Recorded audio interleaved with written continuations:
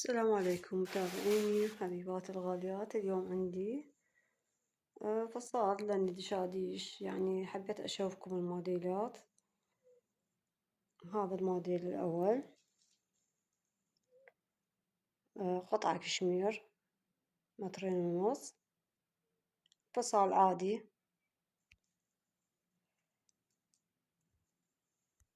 وهذا الخياط مالته خياط بسيط، هذاهم من 5 طبعا. حبيبات شوف، خليت لي هذا السوتاج، هذا اللي مطبوق، هذا الصاير هذا الشكل. نزلته لحد الخصر، لحد الخصر نزلته حبيبات. شوفوا، رجعت بيه سراوين، نزلته لحد الخصر. وهاي اللي الجهة الثانية نفس الشي، لأن هي بيها أسود. خليت لها هذني الفراشات بالوسط، ذني الفراشات. هاي القصة مالتها عادية حبيبات. الردن طويلة طبعا حسب الطلب.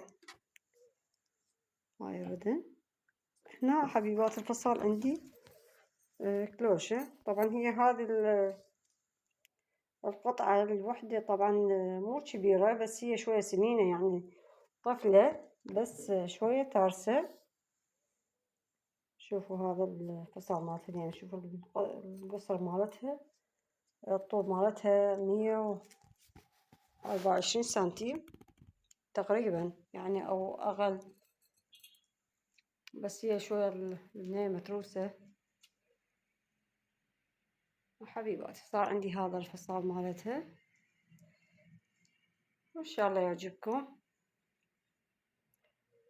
بس راح أشوفكم الموديل الثاني.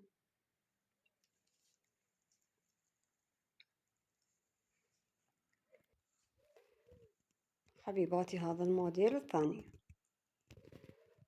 الموديل الثاني حبيباتي قطعة طبعا كشمير إيطالي، قطعة 2.5 متر. الفصال فصال عادي، القياس يلبس تقريبا 3 إكس لارج. طبعا طول مالتها 140 سنتيم. الخصر مالتها تقريبا 3 أشبار. الردن حبيباتي هم 3 أشبار الطول مالتها.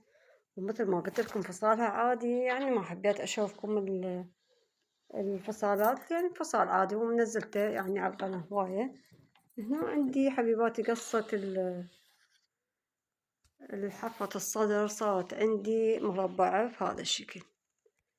خليت لها من هذا الكيبور بهذا الشكل، صارت عندي داير ما يدور الحفرة. وهنا نزلته وخليت له بالنهاية 3 وردات من نفس اللون البيها.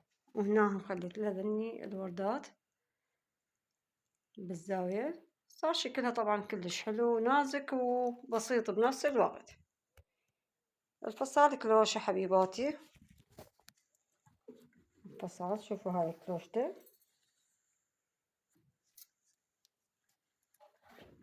مثل ما قلت لكم قماش كشمير إيطالي.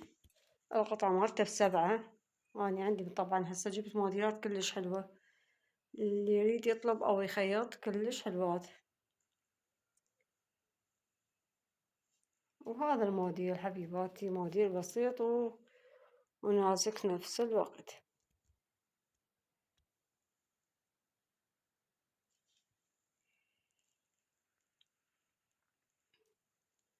حبيت أشوفكم الموديل حتى تستفادون من عنده، يعني مو شرط نفس اللوازم اللي أنا جاي أخليها.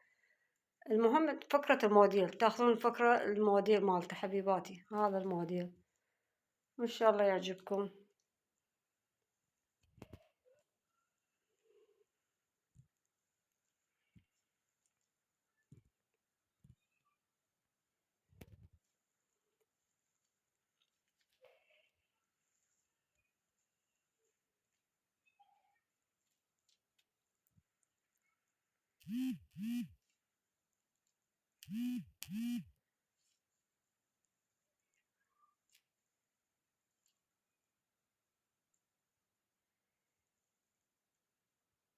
وهسه لا تنسونا باللايك والاشتراك وتعليقاتكم الحلوة. ومع السلامة حبايبي.